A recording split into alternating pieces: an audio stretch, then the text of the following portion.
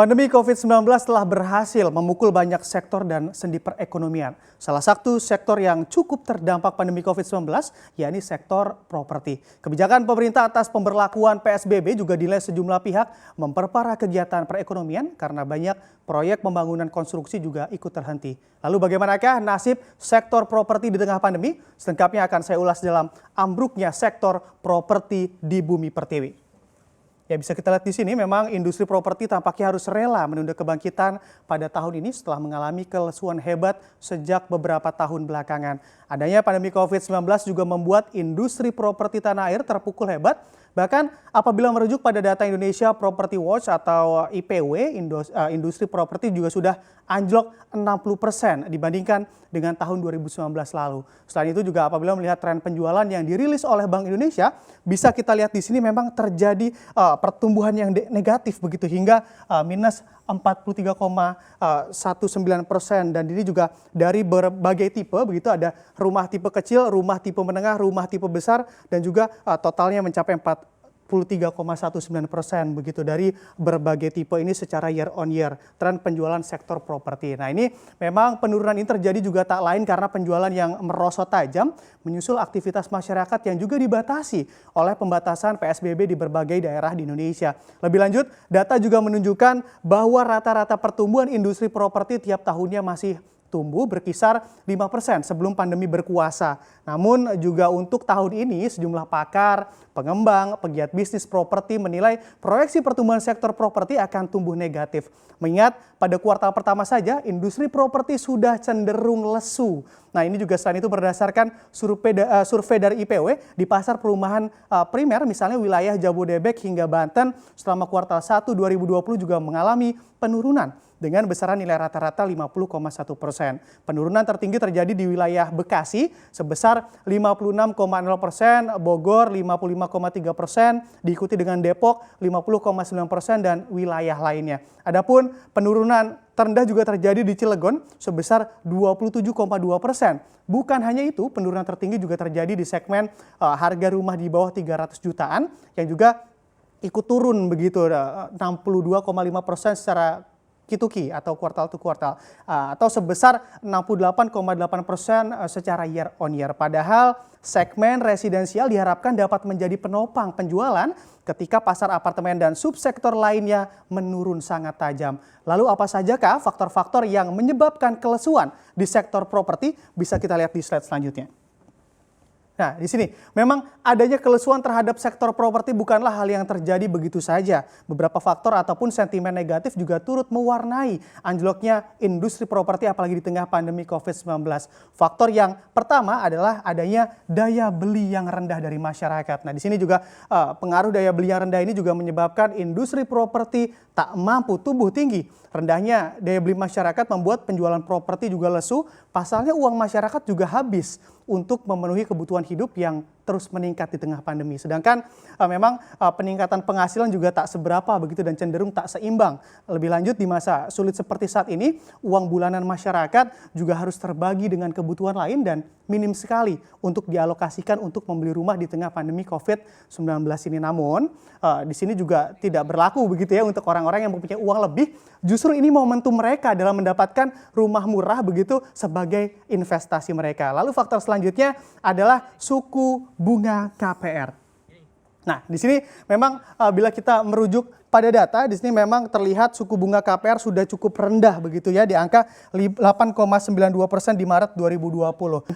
Himpun penjualan properti residensial begitu di sini memang bisa kita lihat mengalami penurunan secara triwulan. Pada triwulan 1 2020 penjualan rumah turun hingga 30,53% atau lebih dalam dari kontraksi 16,33%. Menurut survei harga properti residensial ini memang Bank Indonesia juga menunjukkan penjualan rumah menurun disebabkan oleh suku bunga KPR yang dirasa sudah rendah, akan tetapi ada permasalahan dengan daya beli. Sehingga masyarakat juga masih mengambil sikap untuk menahan diri dan pikir-pikir begitu ya untuk membeli sebuah hunian di masa pandemi ini. Dan juga rata-rata suku bunga KPR pada triwulan 1 2020 sebesar 8,92% atau turun dibandingkan sebelumnya di angka 9,12% pada triwulan 4 2019. Dan juga Bisa kita lihat di sini. Lalu selanjutnya yang juga menjadi faktor yakni adanya kendala birokrasi dan perizinan pemerintah. Memang di sini kendala ini memang beberapa pihak yang berkecimpung di industri properti juga menyarankan pemerintah untuk dapat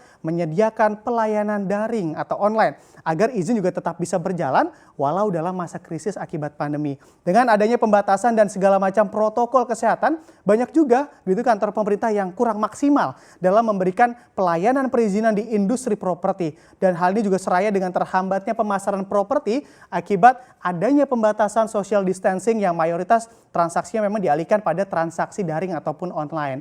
Dengan adanya faktor-faktor tersebut juga membuat angka backlog sulit teratasi. Bila melihat pada data saja program pembangunan rumah murah oleh Presiden Joko Widodo untuk menekan angka kebutuhan rumah sejak 2015 hingga 2019 nyatanya tak memenuhi target. Sebanyak 5 juta unit rumah dengan adanya pandemi COVID-19 bukan tak mungkin target juga akan sulit dicapai begitu, dan juga karena adanya berbagai hambatan dari pembangunannya. Nah, dengan faktor-faktor yang saya jelaskan tadi begitu ya, lalu bagaimanakah efeknya terhadap emiten sektor properti? Bisa kita lihat di slide selanjutnya.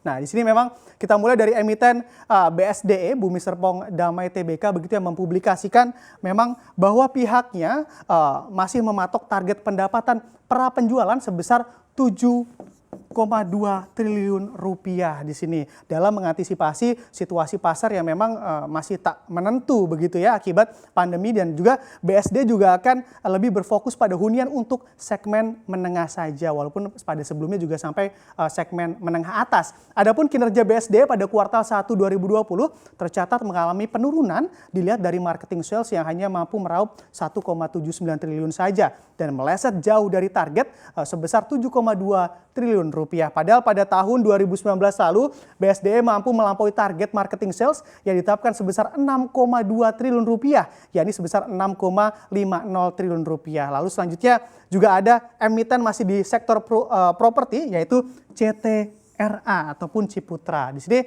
memang Ciputra Development Tbk yang membukukan pendapatan pra penjualan marketing sales sebesar 2 triliun rupiah sepanjang tahun begitu ya, semester 1 2020. Jumlah tersebut juga setara dengan 29,85% dari target tahun ini yang ditetapkan sebesar 6,7 triliun rupiah, dan perolehan CTRA di semester 1 2020 tersebut juga apabila dibandingkan dengan semester 1 pada tahun lalu mengalami penurunan sekitar 400 miliar atau turun sebanyak 16,67%. Nah, baik sekali ini, dan juga memang tak jauh berbeda dengan emiten lain. CTRA juga merasakan penurunan penjualan banyak disebabkan dari adanya penerapan PSBB di berbagai daerah di Indonesia. Selanjutnya juga ada emiten dari sektor properti yaitu adalah APLN ataupun Agung Podomoro Land. Dan di sini memang yang membukukan pra penjualan ini sebesar 266,7 miliar rupiah pada kuartal 1 2020. Dalam menyikapi adanya COVID-19 di Indonesia, APLN sendiri lebih memilih strategi untuk mengutamakan hunian dari sisi kesehatan dan kelengkapan infrastruktur begitu. Mulai dari adanya RTH ataupun ruang terbuka hijau, pancaran sinar matahari dan dukungan teknologi di dalam hunian tersebut. Hal tersebut juga dinilai dapat meningkatkan penjualan karena melihat segi kebutuhan para konsumen untuk dapat memiliki rumah yang sehat di masa pandemi. Dengan adanya penurunan penjualan dari ketiga emiten tersebut juga dapat lebih mempertegas lagi bahwa industri perumahan tak kalah pentingnya untuk diberi suntikan stimulus dari pemerintah agar roda perekonomian kembali berjalan. Namun seperti apakah stimulus atau paket kebijakan dari pemerintah untuk sektor properti? Bisa kita lihat di slide selanjutnya.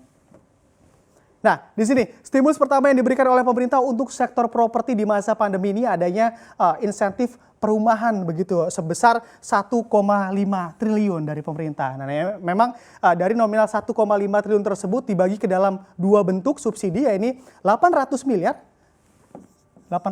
digunakan untuk subsidi bantuan uang muka. Dengan adanya suntikan dana di sektor properti ini, pemerintah juga memang 700 miliarnya juga untuk subsidi bantuan uang muka dengan adanya suntikan dana di sektor properti. Pemerintah juga berharap agar sektor ini juga dapat terjaga walaupun dihantam oleh pandemi COVID-19. Lalu selanjutnya adalah stimulus fiskal perumahan. Nah, di sini memang mengutip dari laman Kementerian Keuangan, untuk stimulus fiskal pada sektor perumahan didesain dalam beberapa lapisan, mulai dari pembebasan PPN, PPH, serta adanya perubahan dari PPNBM guna mendorong masyarakat agar dapat memiliki hunian. Namun, menurut Ali Tranghadas, nih, beliau selaku Direktur Eksekutif Indonesia Property Watch atau IPW, memang di sini memang Ali menyatakan menurut saya stimulus yang diberikan agak salah prioritas. Yang diberikan berupa kuota kenaikan batas penghasilan dan subsidi bantuan uang muka yang sebenarnya tidak ada urgensinya. Karena itu stimulus untuk membeli properti. Begitu lebih lanjut, Ali juga menilai stimulus tersebut percuma begitu karena dalam stimulus tersebut lebih condong pada pembelian properti bukan pada penyelamatan perusahaan propertinya di masa pandemi. Karena apabila pemerintah mengharapkan masyarakat membeli rumah di kondisi ini juga tak tepat sasaran. Saat ini masyarakat juga lebih cenderung untuk mempertahankan penghasilannya untuk bertahan hidup. Nah, akan tetapi andai pemerintah fokus pada perusahaan properti tentunya akan lebih berdampak signifikan karena apabila perusahaannya yang bangkrut dinilai lebih beresiko terhadap perekonomian Indonesia. Nah, pro dan kontra memang terkait kebijakan memang sudah biasa terjadi di Republik ini. Dan sebetulnya tidak masalah begitu ya apabila didukung saran dan juga solusi yang membangun agar kita sama-sama dapat saling mendukung untuk bertahan dari ganasnya pandemi.